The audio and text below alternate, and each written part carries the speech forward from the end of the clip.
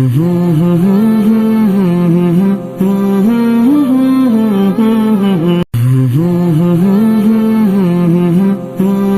آیت کے اوپر ہم سے اعتراض ہوتا ہے کہ بھائیو حدیث پاک میں ہے ارواحہم فی اجواف طیر خضر لہا قنادیل معلقۃ بالعرش الرحمن تسرع من الجنۃ حیث تشاء قال حیث شاءت، کہ شہید کی روح تو سبز پرندوں کے پوٹوں میں ہے، شہید کی روح سبز پرندوں کے پوٹوں میں ہے، اور آپ کہتے ہیں شہید قبر پہ زندہ ہے، تو روح وہاں ہے جسم یہاں ہے، زندہ کیسے؟ یہ بظاہر مشکل اعتراض لگتا ہے پر مشکل نہیں ہے، میں آپ کو سمجھانے لگا ہوں مشکل نہیں ہے۔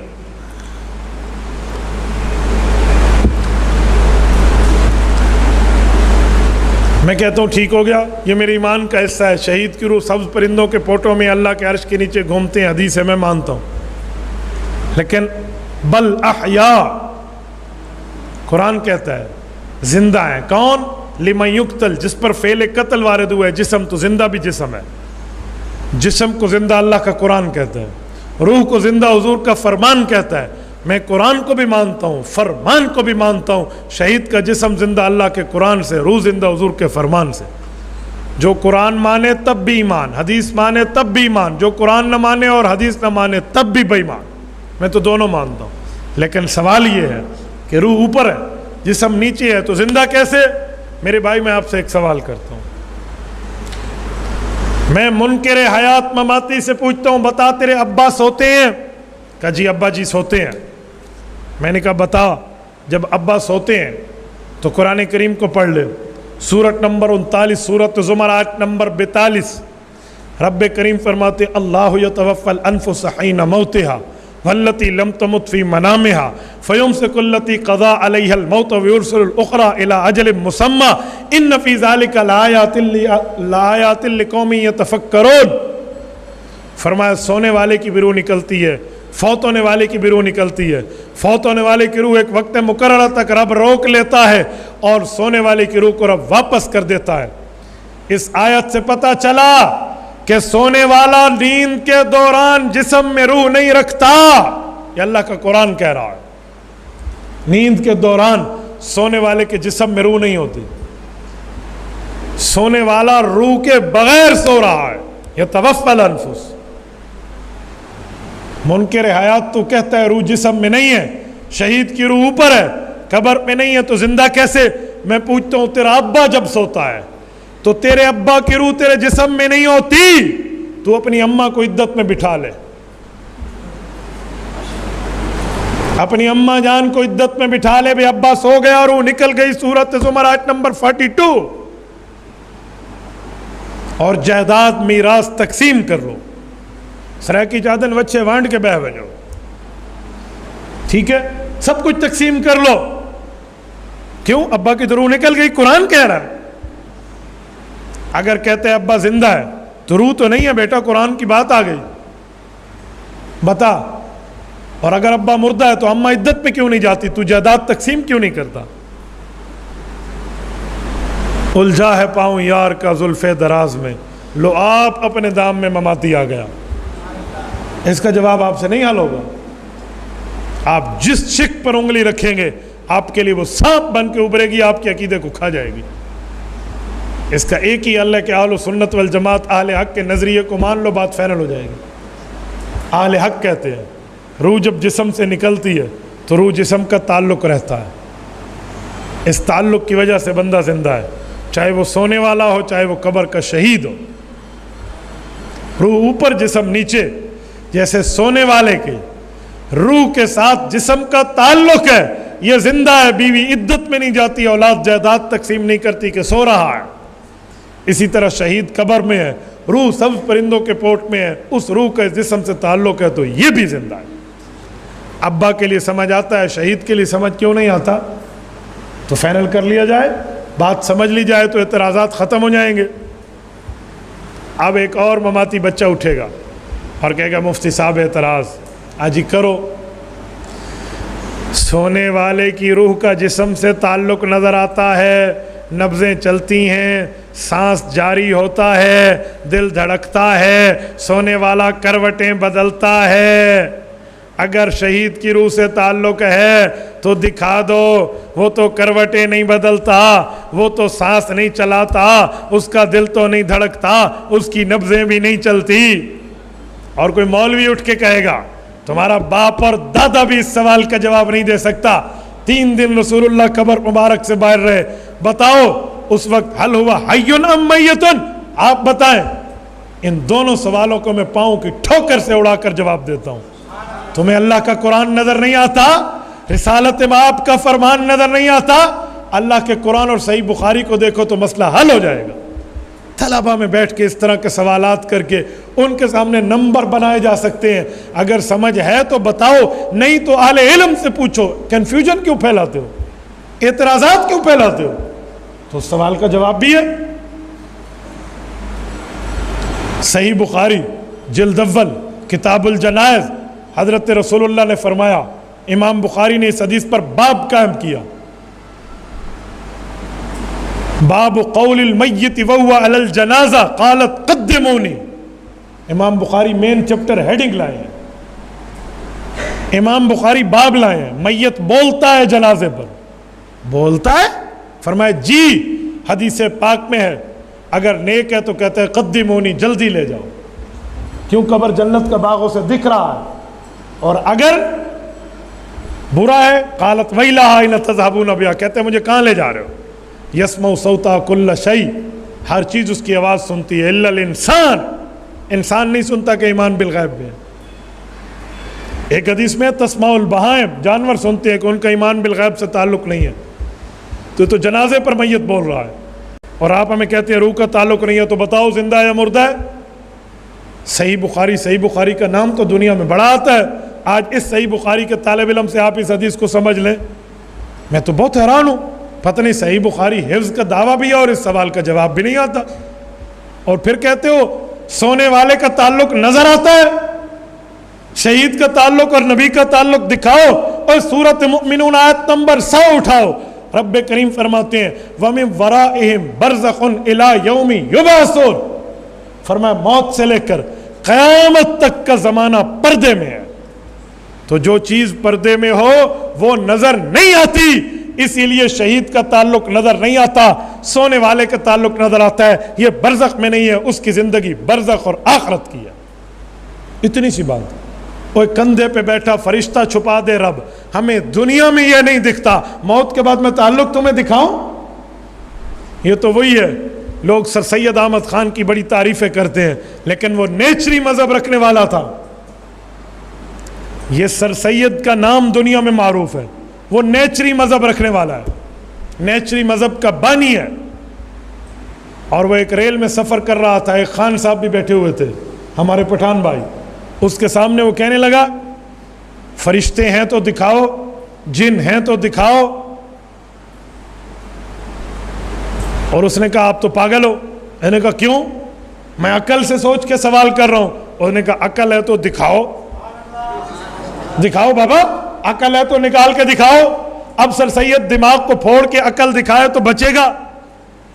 اس نے اس کے سامنے پھپتی کسی اور فلسفہ پیش کیا، کہا اوے خان صاحب عقل دکھائی نہیں مانی جاتی ہے، اس نے کہا فرشتہ دیکھا نہیں ایمان لایا جاتا ہے۔ اس نے کہا اچھا قرآن میں تکرار کیوں ہے، ایک لفظ بار بار کیوں آتا ہے؟ اس نے کہا کیا؟ اس نے کہا فَبِأَيِّ آلَاءِ رَبِّكُمَا تُكَذِّبَانِ، کئی بار آیا ہے، کیوں؟ ایک بار آتا بات ٹھیک ہو جاتی۔ وَيْلٌ يَوْمَئِذٍ لِّلْمُكَذِّبِينَ، کئی بار آیا ہے، ایک بار آتا بات ٹھیک ہو جاتی۔ خان صاحب نے جیب سے چاقو نکالا، انہوں نے کہا میں آپ کا ایک کان کاٹتا ہوں، ایک آنکھ کاٹتا ہوں، ایک ہاتھ کاٹتا ہوں، ایک پاؤں کاٹتا ہوں۔ انہوں نے کہا کیوں؟ انہوں نے کہا ایک کان کافی ہے، دوسرے کی کیا ضرورت ہے؟ ایک آنکھ کافی ہے، دوسرے کی کیا ضرورت ہے؟ ایک ہاتھ کافی ہے، دوسرے کی کیا ضرورت ہے؟ ایک پاؤں کافی ہے، دوسرے کی کیا ضرورت ہے؟ میں کاٹتا ہوں۔ انہوں نے کہا نہیں، ہر ہاتھ کی اپنی ضرورت، ہر آنکھ کی اپنی ضرورت، ہر کان اور پاؤں کی اپنی ضرورت۔ اس نے کہا ہر جگہ اس آیت کا اپنا مفہوم موجود ہے۔ تو میرے دوستو یہ تو بہت آسان سوال جواب ہے، لیکن اس طرح کی باتوں کو لے کر بعض مولوی اپنے علم کو جھاڑتے ہیں۔ جب ہم جواب دیتے ہیں، آپ جواب دیتے ہو تو کیوں نہیں دیں گے بھائی؟ ہم نے کوئی ہاتھوں میں چوڑیاں پہن رکھی ہیں، ہم کوئی ان لوگوں کے کاسالیس ہیں، ہم کوئی شاگرد ہیں جو چپ ہو کر بیٹھ جائیں؟ ہم تو اہل حق کے ترجمان ہیں، ہم بات کریں گے۔ وہ کس کے خلاف جائے میں نے اس کو نہیں دیکھنا۔ حق حق ہوتا ہے، اگر میٹھا لگے تب بھی آپ برداشت کرتے ہو، کبھی کڑوا لگے تب بھی برداشت کر لو، اس لیے اس طرح کے اعتراضات نہیں ہو سکتے۔ میں اللہ رب العزت کی احسانات بتاؤں نا، میرے پاس الفاظ نہیں، اتنے احسان ہیں میں ان کو گن نہیں سکتا۔ ایک جملہ ابھی بتا رہا ہوں جو پرسوں کی بات ہے، غیبی نظام اللہ کا ہمارے ساتھ چلتا کیسے۔ میں اپنی گاڑی پہ یہاں سے بیٹھا ابھی 80 فٹ چلا ہوں گا، یہ سامنے قبرستان سے بھی ابھی نہیں گزرا تھا، ہماری گاڑی کا ٹائر راڈ اور بال جینڈ ہوتا ہے وہ ٹوٹ گیا اور ویل فری ہو گیا۔ ویل فری ہونے کا معنی یہ ہے کہ نہ اسٹیئرنگ کام کرتا ہے، نہ ریس کام کرتی ہے، نہ بریک کام کرتی ہے۔ وہ جیسے جا رہی ہے نا، وہ ادھر جا کر جہاں ٹکرائے گی تو گاڑی رکے گی، چاہے دائیں جائے چاہے بائیں جائے۔ ہم بالکل آہستہ سے اپنی چھوٹی سی گلی میں تھے تو الحمدللہ رک گئی، ہم سارے نیچے اتر آئے، بڑی مشکل سے گاڑی کو ایک سائڈ پہ کیا، سائڈ پہ بھی نہیں ہوتی تھی، کوئی 20 منٹ تو اس کو سائڈ پہ لگانے پہ لگ گئے، ویل ٹوٹ گیا۔ اب حالانکہ کسی قسم کوئی پرابلم نہیں ہے، کوئی کھڈے میں نہیں گری۔ تو جب ہم نے مستری کو کہا نا تو اس نے کہا ہوا کیا؟ تو کہا کچھ بھی نہیں ہوا کسی کو۔ تو اس نے کہا اے اللہ اکبر، ہمارے پاس جب بھی یہ کیس آئے ہیں ایک بندہ بھی نہیں بچا۔ مجھے آپ ایک بات بتائیں، میں ایک دن پہلے پشاور سے آیا ہوں، اس سے 2 دن پہلے سرگودا سے آیا ہوں اسی گاڑی پر، 140 سے 160 پر ہم نے صرف گاڑی کو دوڑایا ہوا تھا۔ اللہ نہ کرے وہاں یہ ویل نکل جاتا تو بتائیں کیا ہوتا، کہاں جا کر لگتے، کہاں نکلتے۔ اللہ رب العزت نے ہمیں ہر نقصان سے بچایا، اور اس گلی میں جہاں ہمارا کچھ بھی نہیں ہوا، بال بھی بیکا نہیں ہوا، اور گاڑی دوبارہ اللہ نے بنا کے دے دی۔ مجھے بتائیں یہ کم احسان ہے اللہ کا؟ یہ موٹر وے پر ویل نکلتا، ہمارا اسباب کی دنیا میں کہہ رہا ہوں بچانے والا اللہ ہے۔ آپ کو ہمارا، ہم چنے جتنے بھی بچے ہوئے آپ کو نہ ملتے، کہ چنے جتنا کسی کا جسم بچا ہے۔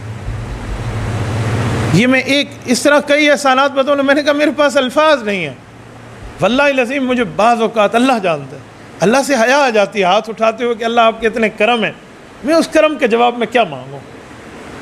بعض اوقات زبانیں بند ہو جاتی ہیں، اپنی ذات کے لیے کہہ رہا ہوں، اپنے مانگنے کے ساتھ۔ بچوں کے سر پہ دستار رکھی گئی ہے، یہ اس دھرتی کے وہ خوش نصیب ہیں جو اللہ کی ذمہ داری اور رسول اللہ کی چاہت کو پورا کر رہے ہیں، چاہے وہ پڑھنے والے ہیں یا پڑھانے والے ہیں۔ آپ کہیں گے وہ اللہ کی ذمہ داری کون سی ہے اور رسول اللہ کی چاہت کون سی ہے؟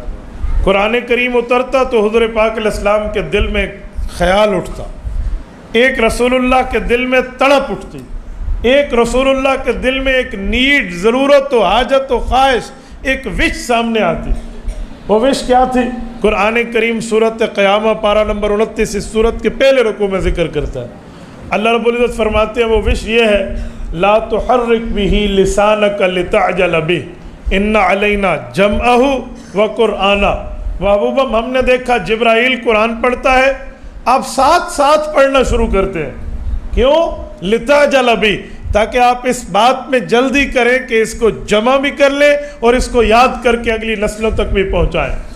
محبوب آپ کی ہر ادا بہت اچھی، یوں مت فرمائیے۔ سوال اٹھتا ہے اللہ میں ایسے کیوں نہ کروں؟ کوئی اپنی ذات کی خاطر تھوڑی کر رہا ہوں، میں جو ساتھ ساتھ ریوائزنگ کرتا ہوں، دہراتا ہوں، تکرار کرتا ہوں، پڑھتا ہوں، آیت کو سنبھالتا ہوں، اس لیے کہ اگلی نسلوں تک پہنچے اور قرآن جمع ہو جائے۔ فرمایا محبوب فکر کی ضرورت نہیں ہے، ان علینا جمعہ، ہم جانے اور اس کا جمع جانے، وقرآنہ، اور ہم جانے اور اس کا اگلی نسلوں تک پہنچنا اور پڑھانا جانا۔ رسالت میں آپ نے چھوڑ دیا، وہ قرآن کریم میں چاہت نبوی کیا ہے؟ اگلی نسلوں تک جائے۔ چاہت نبوی کیا ہے؟ جمع ہو کے امت تک جائے۔ اس میں رب نے فرمایا یہ دونوں چاہتیں ذمہ داری میری ہیں۔ اب اللہ کی ذمہ داری اور حضور کی چاہت ان دستار فضیلت والے خوش نصیبوں کے ذریعے پوری ہو رہی ہے۔ یہ ذہن میں رکھیں، یہ اس دھرتی کے وہ لوگ ہیں جو اللہ کی ذمہ داری کو اپنے جسم کے ذریعے پورا کر رہے ہیں، یعنی ان نے اپنے جسم کو اللہ کی ذمہ داری کے پورا کرنے کی سواری بنائی ہے۔ اور رسول اللہ کی چاہت، مجھے ایک بات بتائیں، اگر محبت ہے پیغمبر سے تو پیغمبر کی چاہت کو ہم پھیلانے والے کیوں نہ بنے؟ مجھے آپ سے محبت ہے لیکن آپ کی پسندیدہ چیز سے محبت نہیں ہے، یہ کیسا محبت سے مذاق ہے؟ یہ کیسا محبت کے ساتھ کھلواڑ ہے؟ جس سے محبت ہے تو اس کی بات کو مانو اور اس کی چاہت کو تسلیم کرو۔ ان المحب لمن یحب مطیع، جس سے پیار کیا جاتا ہے تو اس پیار والے کی بات کو تسلیم کیا جاتا ہے۔ اس لیے پیارے کو عربی میں عزیز کہتے ہیں۔ عزیز کا لفظ ہی معنی پیارا نہیں ہوتا، عزیز میں کسی جگہ بھی محبت کا مادہ نہیں ہے، لیکن عزیز کیوں کہتے ہیں؟ عزیز کا معنی ہوتا ہے غالب، تو جس سے پیار کیا جاتا ہے، پیار کرنے والوں پہ پیار کیا جانے والا غالب ہوتا ہے۔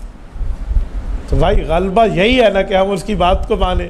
تو اگر ہمارے اندر حضور پاک کی محبت کی تڑپ ہے تو ہم خود یا ہمارے مال یا ہماری جان یا ہمارے اوقات یا ہماری اولاد اللہ کی ذمہ داری اور حضور کی چاہت پہ استعمال ہونی چاہیے۔ کون سا وہ پیسہ ہے جو دنیا میں جمع کر کے بندہ بیٹھے، رزق کا کیا ہوگا؟ بھائی رزق وہ بہتر ہے جو رسالت مآب کی خوشنودی پہ لگ جائے۔ اس پیسوں کے چکر میں جمع پونجی کے معاملات میں میری عقل میں یہ بات نہیں آتی۔ میں ایک جملہ سمجھتا ہوں، میں ایک بات سمجھتا ہوں، رب کریم آپ کو رزق آپ کے ہاتھ تک لائے گا۔ یہ میں نے کہا ہے بھائی کو مجھے 500 دے، آپ مجھے بتا، یہ جو لوگ کہتے ہیں رزق کے لیے تگ و دو کرو، میں رزق کے لیے بیٹھا تھا، میں تو رزاق کی بات کر رہا ہوں۔ رزق آپ تک پہنچے گا، یاد رکھو، رزق کی وجہ سے خود کو ذلیل نہ کرو، رزاق کی فکر کرو۔ میں ایک جملہ کہتا ہوں، میں مسجد میں بیٹھا ہوں، رزق کتے اور خنزیر کو رب دیتا ہے، ہم محمد الرسول اللہ کے خادم ہیں، ہمیں کیوں نہیں دے گا؟ ہم نے کلمہ پڑھا ہے بھائی، ہم آخری نبی کی امت ہیں۔ میں اس رزق کی وجہ سے ترلے اور منتیں کرتا پھروں، رزق مقدر پہ ہے، آخرت محنت پہ ہے، ہم محنت آخرت کے لیے کریں، رزق کے معاملے رب کے حوالے۔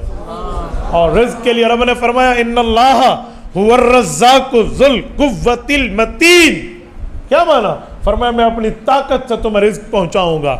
چمن کے فلک بوس چوٹیوں کے پہاڑوں سے جو انگور کی پیٹی جس ٹرک میں چلی ہے، اگر اس انگور پہ مفتی عبدالواحد قریشی کا نام لکھا ہے، اسے اس دھرتی پہ کوئی نہیں روکے گا، وہ میرے منہ میں چبانے کے لیے میرے دانتوں کے درمیان آئے گا۔ سبحان اللہ۔ اور اگر نہیں لکھا تو سامنے پڑے ہوئے پلیٹ کی چیز بھی میرے منہ میں نہیں جا سکتی۔ رزق کے لیے اپنی اولادوں کو اسکول کالجز اور یونیورسٹیز کے دھکے نہ دو، پڑھاؤ، وہ دنیا کی ضرورت ہے، اوکے نو ڈاؤٹ، مجھے اس پر کوئی مسئلہ نہیں ہے، لیکن اس کو مقصد نہ سمجھو، وہ دنیا میں رہنے کے لیے ذریعہ ہے۔